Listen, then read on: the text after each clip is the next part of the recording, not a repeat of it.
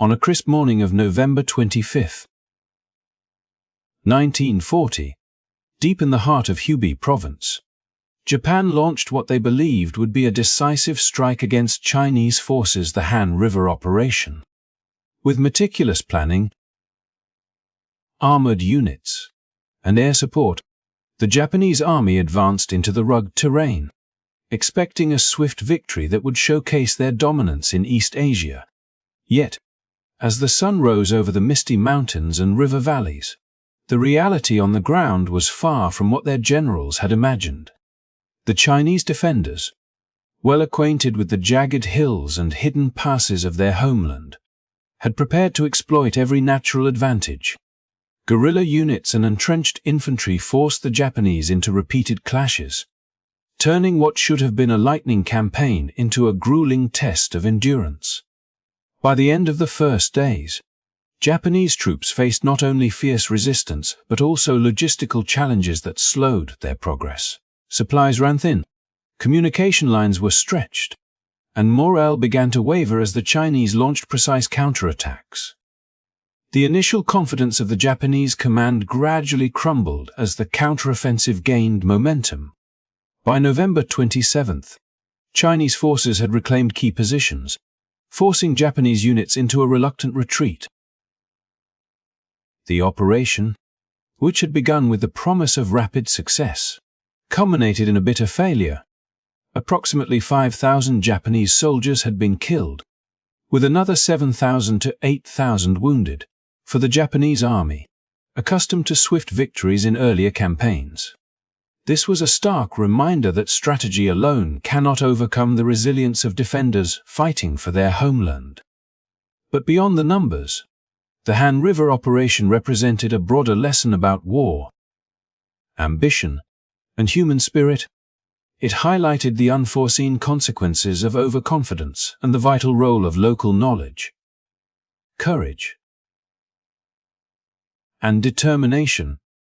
The battlefields of Hubei that November were not merely sites of military engagement, they were theaters where ordinary soldiers, peasants, and commanders displayed extraordinary resilience against seemingly insurmountable odds. As we explore this pivotal moment in World War II history, we uncover stories of bravery and tactical ingenuity, lessons that extend far beyond the maps and casualty reports. Understanding these events allows us to appreciate the complexities of warfare and the enduring human drive to defend home and heritage against overwhelming forces. If you enjoy diving deep into history and uncovering the untold stories behind major conflicts, make sure to like this video and subscribe to our channel. By subscribing, you will stay updated on every new episode. And together, we can explore the rich tapestry of World War II, one remarkable story at a time. Don't forget to hit the notification bell so you never miss an insight into the battles, strategies, and human experiences that shaped our world.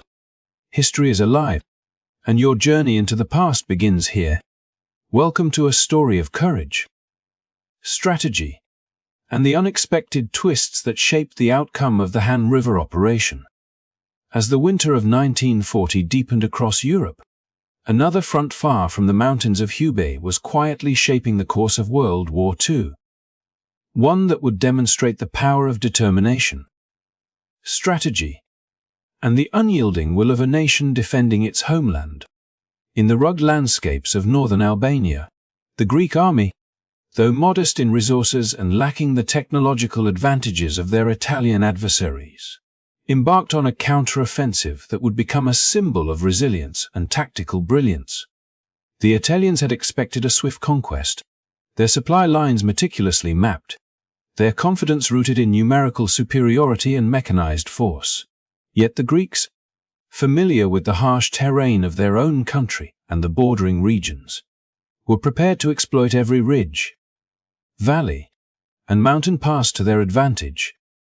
The campaign began in earnest with Greek divisions carefully advancing along the Drynus River and toward the strategic town of Fruscia, while other units moved through western Macedonia to secure supply routes and create flanking positions. The 13th Division, in coordination with the 3rd Corps, pressed forward into Pogradec on November 30th. 1940, encountering surprisingly little resistance as the Italians, overextended and hampered by logistical shortcomings, were unable to mount an effective defense. Capturing Pogradec was more than a tactical victory. It represented a symbolic reclaiming of initiative, a statement that even a nation under pressure could challenge the expectations of a much larger and better equipped power. Greek officers coordinated infantry movements with remarkable precision, relying on intimate knowledge of the terrain to compensate for the lack of tanks and heavy artillery. And each ridge gained, each hilltop secured, became a foothold in a broader strategy that sought not merely to push back the invaders, but to destabilize their entire operational plan in the Balkans. The impact of this counteroffensive extended far beyond the immediate military gains. Hitler's concerns about the potential consequences of a Greek victory were rooted in both strategic and economic calculations. The Balkans contained critical resources, including nearly half of Germany's aluminum and lead supply and nearly all of the tin sourced from Yugoslavia. And the establishment of British bases in Greece could threaten not only these resources but also the vital oil fields of Romania, without which Germany's war machinery would face severe limitations. Meanwhile, the morale of Allied forces and local populations alike surged as news of Greek successes reached beyond the front lines, offering a rare glimpse of hope at a time when Axis dominance seemed unassailable. Soldiers on both sides became increasingly aware that the outcome of engagements in the mountainous borderlands of Albania could ripple outward, influencing not only military campaigns but also political alignments and the broader perception of strength and resilience across Europe. As the Greek army advanced, logistical challenges were constant companions, testing the endurance and adaptability of both men and command structures. Supplies had to traverse difficult mountain paths, communications were often delayed, and the harsh winter weather imposed additional strain. Yet the Greek forces adapted by leveraging the flexibility and mobility of infantry units, coordinating movements with local guides, and employing tactics that emphasized control of high ground while avoiding the vulnerabilities of open valleys.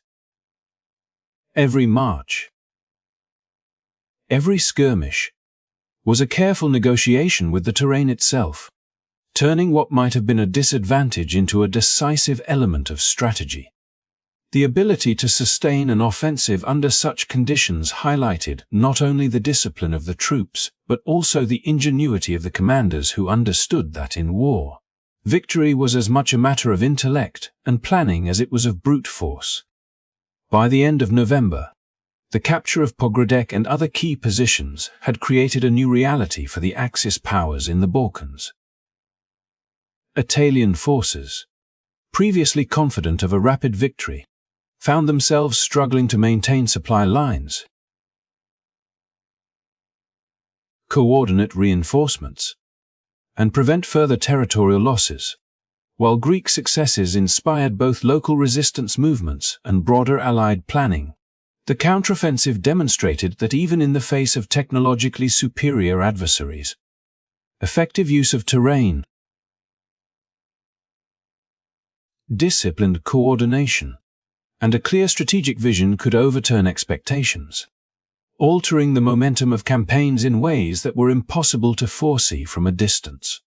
The determination of the Greek army not only challenged Axis control in the region, but also contributed to a psychological shift, reinforcing the idea that perseverance, clever strategy, and intimate knowledge of one's environment could triumph over initial disadvantage, reshaping the theater of war in subtle yet profound ways. The story of Greece's advance into Albania during this period exemplifies the convergence of courage, planning, and adaptability in the midst of a global conflict, illustrating how the outcomes of localized engagements could carry implications far beyond their immediate surroundings.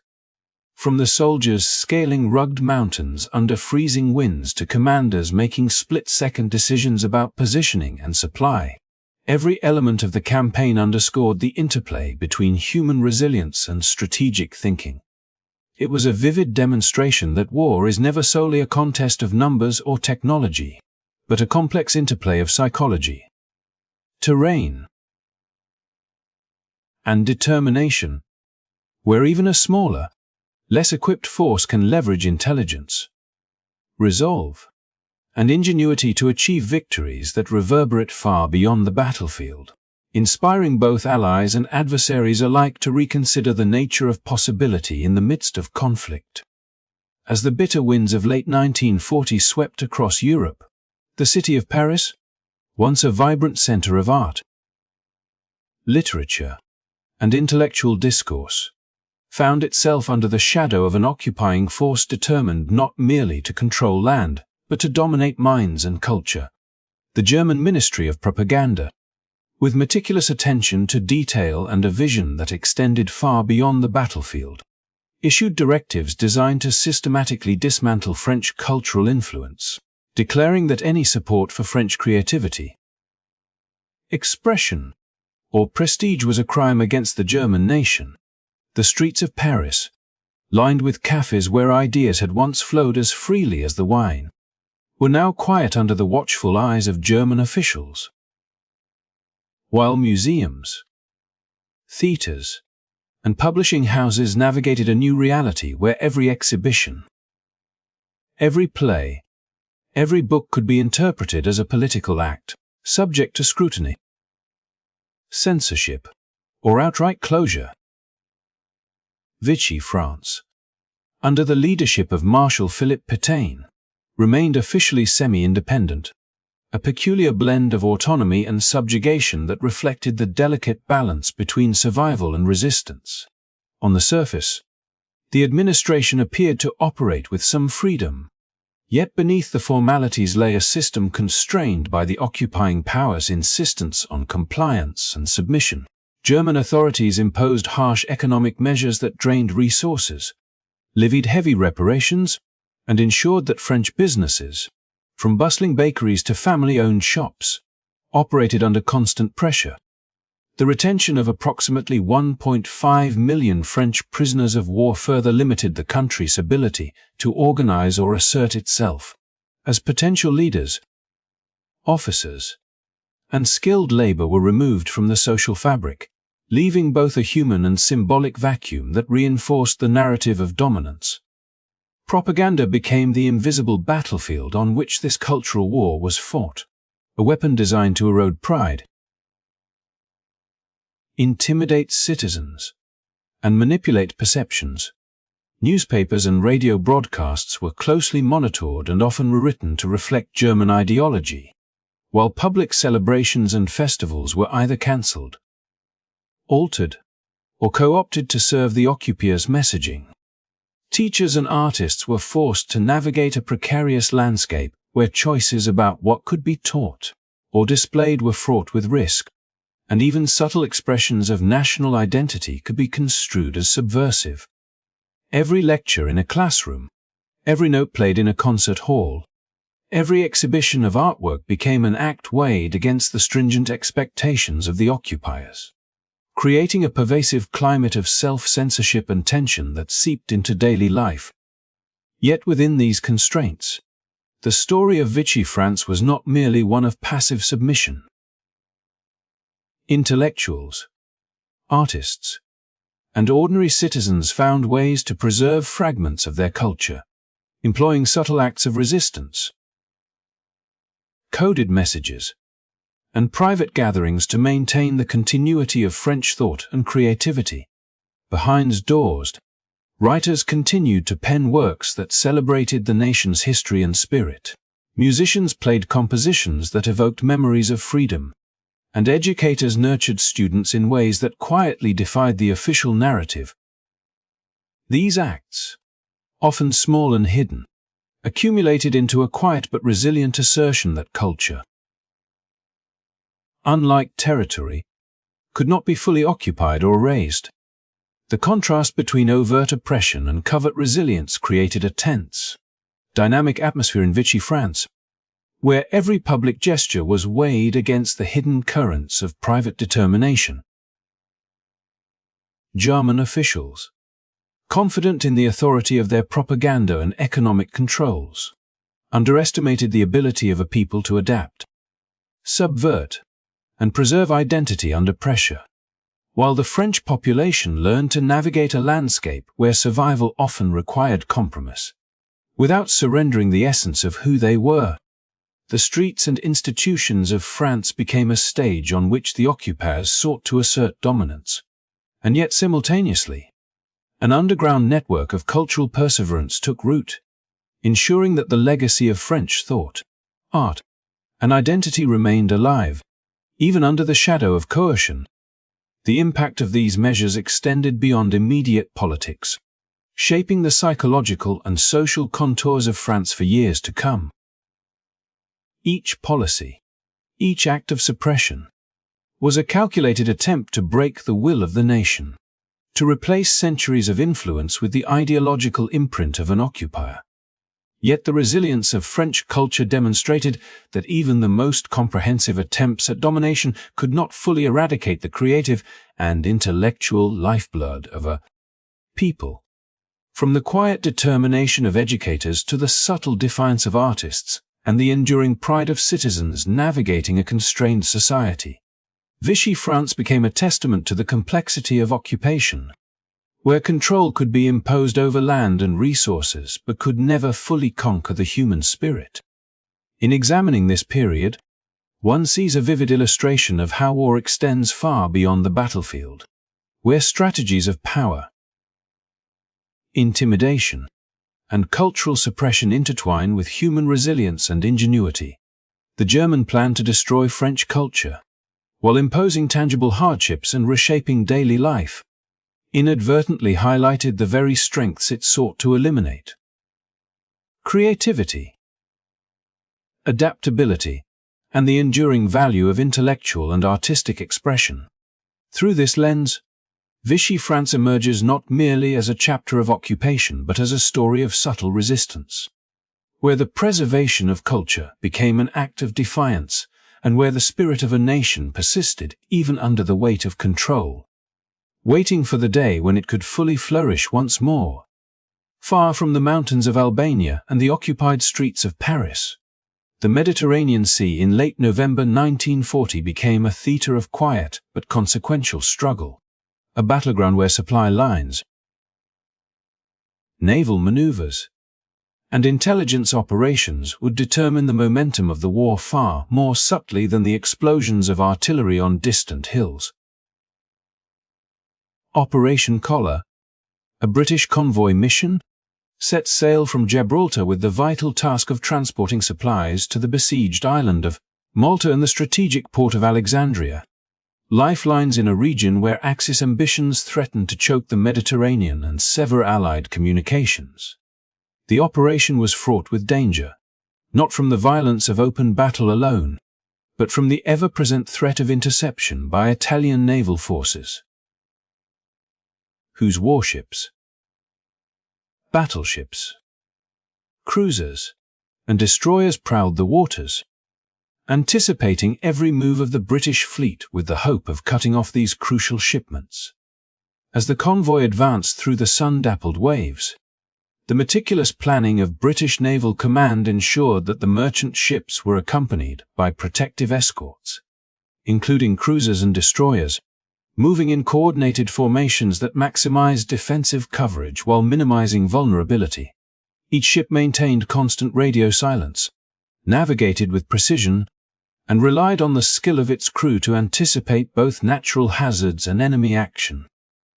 Meanwhile, beyond the horizon, Italian commanders calculated and recalculated the risks of engagement, aware that their heavier guns could outmatch the smaller escorts, but constrained by orders to avoid decisive battles unless victory was overwhelmingly certain. This cautious posture allowed the convoy to proceed with limited confrontation. Yet every creaking deck, every lookout scanning the horizon, was a reminder that the seas themselves were as treacherous as any battlefield, and that survival required both strategy and adaptability. Amid this outward struggle on the water, Another, less visible contest was unfolding in Cairo, where British intelligence officers worked tirelessly in the Combined Middle East Bureau, a branch of the legendary Bletchley Park code-breaking network. Day after day, cryptographers pored over intercepted Italian high command communications, decoding messages that revealed the movements, strategies, and plans of Axis forces across North Africa and the Mediterranean. These breakthroughs were far more than academic victories. They provided real-time insight into enemy operations, enabling the British to anticipate attacks, adjust convoy route, and allocate naval and air resources with a precision that turned information into a weapon as effective as any battleship. The successful interception and decoding of Italian plans meant that commanders could make decisions not from guesswork, but from informed intelligence, a critical advantage in a theater where a single misstep could result in the loss of ships, supplies, and lives. The success of Operation Collar was not just a triumph of navigation or naval coordination. It was a testament to the intricate interplay between visible action and unseen strategy, a demonstration of how the war extended into multiple dimensions simultaneously. While Greek soldiers advanced through snow-capped mountains and Parisian citizens navigated the subtle pressures of occupation, British convoys moved cautiously across open seas, relying on a combination of courage, tactical expertise, and the invisible hand of intelligence gathering to achieve their objectives. The arrival of supplies in Malta and Alexandria reinforced Allied positions, sustaining garrisons and naval forces that would continue to contest Axis dominance, while also sending a powerful message that despite the vast reach of Axis control, the Allies were capable of resilience, adaptation, and innovation. In parallel with the convoy's careful progress, the intelligence gleaned from decrypted Italian communications allowed for nuanced decision-making that influenced not only naval movements, but broader strategic considerations across the Mediterranean and North African fronts. Knowledge of Italian plans enabled the Allies to preemptively adjust defenses, coordinate air cover, and plan counteractions that minimized losses while maximizing impact. Every piece of decoded information became a ripple, shaping the flow of operations in ways that remained invisible to enemy observers yet had tangible consequences on the battlefield. The combination of maritime skill and cryptographic insight exemplified the multifaceted nature of modern warfare, where success depended not only on firepower but on the ability to integrate information, strategy, and disciplined execution across complex, interconnected theaters. Operation Collar and the intelligence successes in Cairo thus became emblematic of the broader struggle between adaptability and overconfidence, between preparation and improvisation, that defined much of the conflict during this period. The Mediterranean, often romanticized in peacetime for its azure waters and sunlit shores, was in this moment a stage for calculated risk, courage, and ingenuity, where the survival of convoys, the safety of crews, and the broader strategic advantage of entire campaigns depended on the seamless integration of planning, observation, and execution. As the convoy reached its destinations, delivering critical supplies and ensuring the continued functionality of Allied positions, the significance of these operations became evident not merely in material terms, but in the psychological impact on both sides. The Axis, despite their superiority in certain theaters, faced the unsettling realization that control of territory and numbers alone could not secure dominance, while the Allies drew confidence from the proof that intelligence, skill, and determination could achieve results against formidable opposition. Through the lens of Operation Collar and the Cairo code-breaking efforts, the Mediterranean theater emerges not simply as a backdrop for naval skirmishes, but as a vivid example of the complex interplay of strategy, intelligence, and human resourcefulness that characterized World War II. The success of the convoy and the timely interception of enemy communications highlighted the ways in which foresight,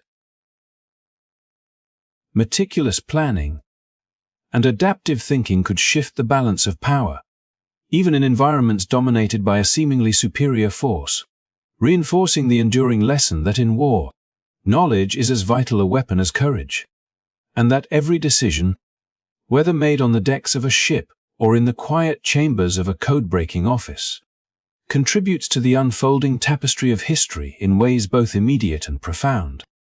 As the Mediterranean waves carried British convoys toward Malta and Alexandria, and Paris struggled under the suffocating pressure of occupation, a different kind of storm was brewing in Eastern Europe, one that revealed the fragility of political authority and the dangers of extremist ambition. In Romania, the night of the Jilava massacre in late November 1940 became a dark turning point, a stark illustration of how internal divisions could spiral into violence with devastating consequences.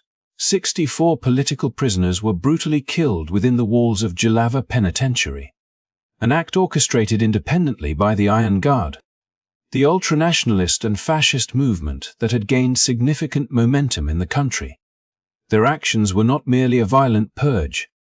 They were a declaration of power and an attempt to destabilize the existing hierarchy, signaling that Romania's fragile political order could no longer be taken for granted. The immediate aftermath of the massacre created a tense atmosphere in which fear, uncertainty, and the struggle for authority collided with lethal force. Among the victims was Nicolae Iorga, the former prime minister and a towering figure of Romanian intellectual and political life, whose assassination sent shockwaves across the nation and drew international attention. The killings were a deliberate attempt to challenge the authority of conductor Ion Antonescu, who, despite his position as head of the Romanian state, found himself in direct conflict with a faction of his own government intent on asserting influence through terror.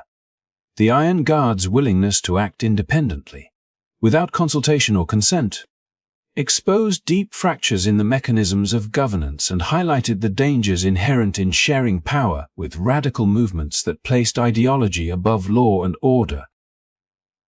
In response, Antonescu, aware that the stability of the state itself was at stake, acted decisively to restore control. German forces, already influential in Romania due to the broader geopolitical context of the war, intervened to support his efforts, underscoring the delicate balance between national authority and foreign influence in a nation caught between Axis ambitions and internal unrest.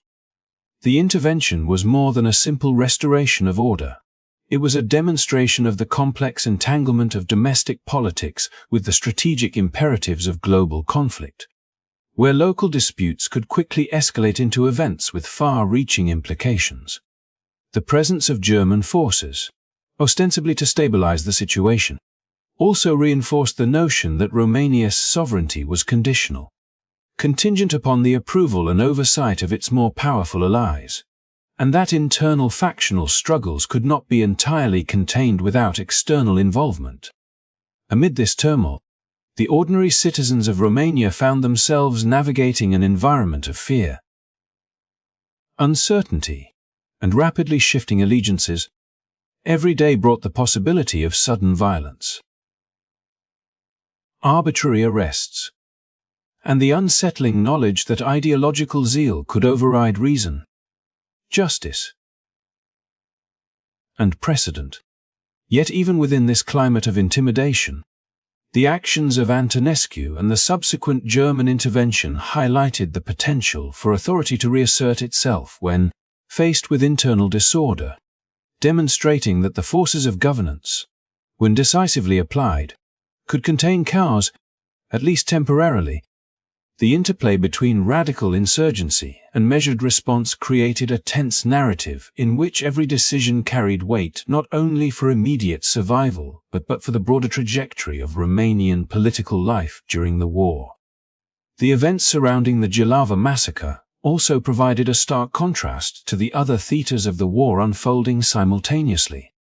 While Greece challenged Italian forces in the mountains of Albania, British convoys navigated the treacherous Mediterranean under threat from Italian warships, and the streets of Paris wrestled with the cultural suppression imposed by the German occupiers.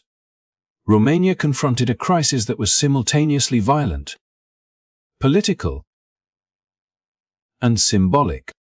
The massacre was a reminder that war is never confined to open battlefields.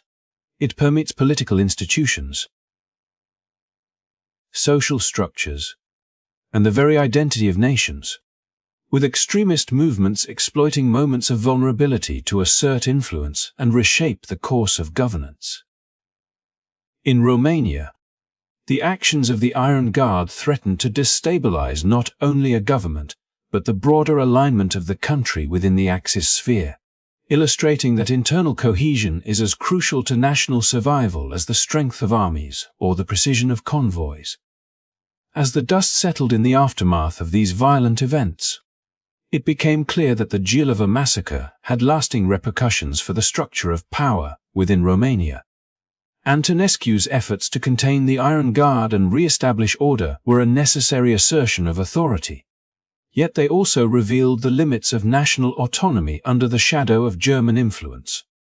The massacre underscored the dangers posed by ideological extremism, the consequences of unchecked radicalism within government structures, and the precarious balance between domestic governance and foreign intervention during a period when Europe itself was being reshaped by the ambitions of global powers.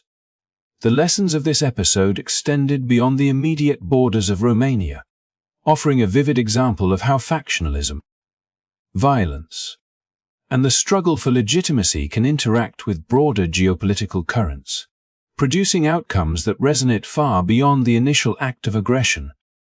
In examining the Gilova massacre and its aftermath, one sees a narrative of tension and resolution, of extremism confronted by authority, and of a nation caught between internal turmoil and the pressures of a continent at war. The story highlights how fragile political systems can be when faced with uncompromising ideological movements, yet also illustrates that decisive action, even in the most volatile circumstances, can restore a measure of stability and prevent chaos from consuming the broader society. Romania's experience during this period stands as a testament to the interplay of power, ideology, and intervention, demonstrating that the survival of a nation often hinges not only on the outcomes of battles fought on distant front lines, but on the ability of leaders to navigate crises within their own borders with foresight, courage, and resolve. As November 1940 drew to a close, the Axis, despite their initial confidence and early territorial gains, found themselves confronting the sobering reality that war is rarely as straightforward as meticulous plans and overconfident expectations might suggest. Across multiple fronts, from the mountainous passes of Albania where Greek forces pressed forward with determination, to the winding rivers of Hubei province where Japanese advances were halted by resolute Chinese resistance, the carefully constructed illusions of inevitability began to crumble. Each setback, whether tactical, logistical, or strategic, served as a reminder that superiority in numbers or equipment alone does not guarantee success, and that the resilience, ingenuity, and adaptability of those defending their homes often prove decisive in ways that cannot be fully anticipated by the aggressor. In France, the occupiers' ambitions extended far beyond military conquest. The German Ministry of Propaganda worked tirelessly to undermine French cultural influence, issuing directives to suppress any expression of national pride or intellectual independence.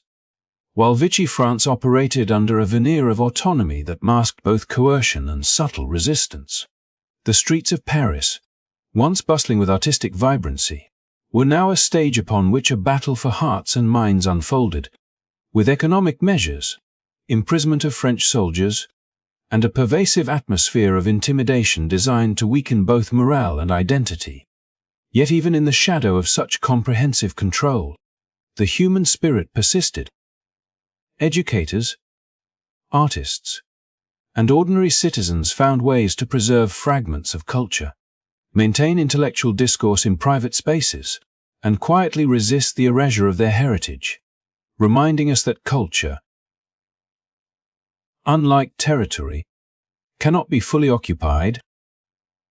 Meanwhile, the Mediterranean and North African theaters underscored the critical interplay between intelligence, logistics, and execution. Operation Collar successfully delivered supplies to Malta and Alexandria, demonstrating the Allies' ability to navigate treacherous waters while Italian naval forces sought to disrupt them.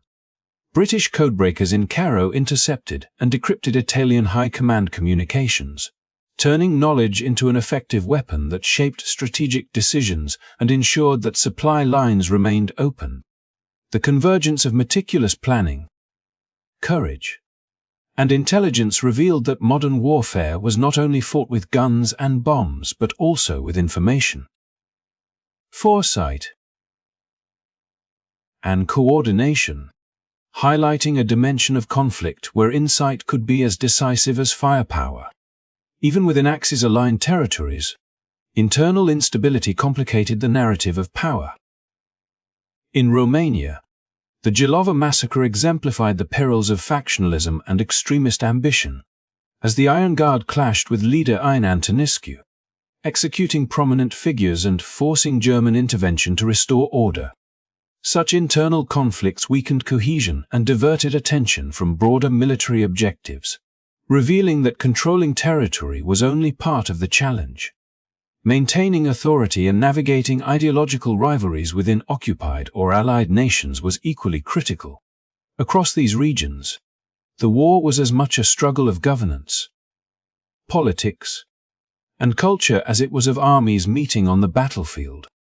Propaganda intensified alongside military action, particularly in Germany, where films like The Eternal Jew sought to reinforce ideology, vilify perceived enemies, and shape public perception. Simultaneously, Luftwaffe bombings targeted British cities, striking not only at infrastructure but also attempting to fracture civilian morale. These campaigns illustrated the dual nature of Axis efforts, blending ideological indoctrination with military operations in a comprehensive attempt to assert dominance. Yet even as bombs fell and propaganda spread, resilience among the populations under threat, whether in Britain, Greece, France, or China, demonstrated that human endurance, solidarity, and hope could endure even in the face of overwhelming intimidation.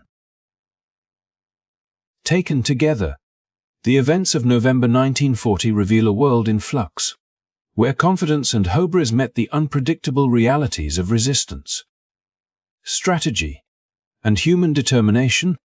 The Axis powers setbacks on multiple fronts, from the frozen Albanian mountains to the tropical hills of Hubei, and the challenges posed by internal instability and effective allied operations remind us that no war is won solely by might or ideology. Every defeat, every resistance effort, every calculated act of defiance contributed to the larger narrative of the conflict, shaping the eventual course of history and underscoring that victory is as much about perseverance, intelligence, and adaptability as it is about firepower. As we reflect on this period, it becomes clear that history offers lessons beyond the strategies of generals or the policies of governments. It is a story of human courage, resilience, and the capacity to persist even under the most challenging circumstances. From soldiers advancing against superior forces, to civilians preserving culture under occupation, to intelligence officers decrypting enemy communications to save lives, each action contributed to the broader tapestry of resistance and survival. The setbacks experienced by the Axis powers remind us that overconfidence can be a powerful adversary, that strategy must always account for the unpredictable nature of human resilience, and that even in the darkest moments, hope and ingenuity can alter the course of events. Thank you so much for joining me on this journey through one of the pivotal weeks of World War II. If you found this story insightful, please make sure to like this video, subscribe to the channel, and hit the notification bell so you won't miss any of our deep dives into history's most compelling events. Every subscription helps us continue bringing these stories to life, connecting the past with lessons for today, and honoring the courage of those who live through extraordinary times. Stay curious, stay engaged, and as always, thank you for supporting the channel.